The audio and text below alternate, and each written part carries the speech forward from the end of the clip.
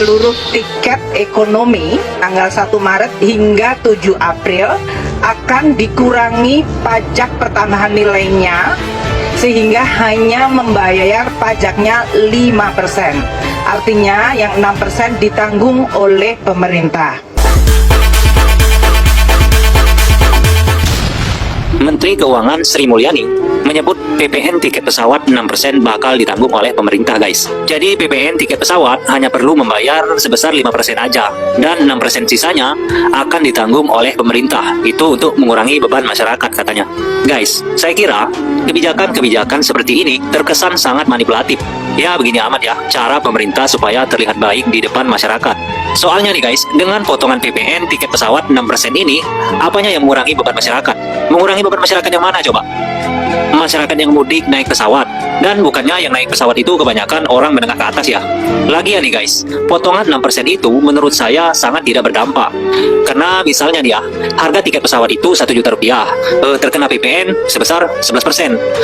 Dan 11% dari 1 juta itu adalah 110.000. Nah, pemerintah menanggung 6% dari 11% itu. Jadi potongannya hanya 60.000 guys. Dan lagi pula PPN itu kan duit kita sendiri. Jadi apanya yang membantu coba?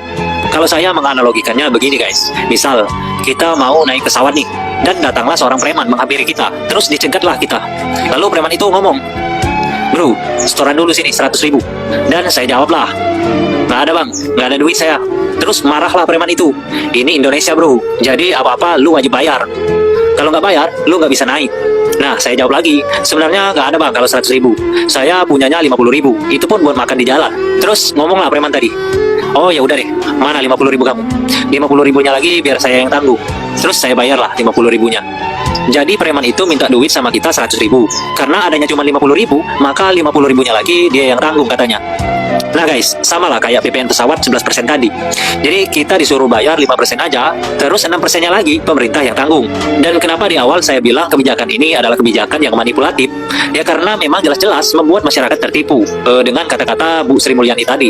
Dan seharusnya Bu Sri Mulyani itu bilang aja begini, "Oke, karena kondisi kita mau mudik lebaran, jadi masyarakat yang mau naik pesawat nggak usah bayar pajak 11%. Jadi cukup bayar 5% aja.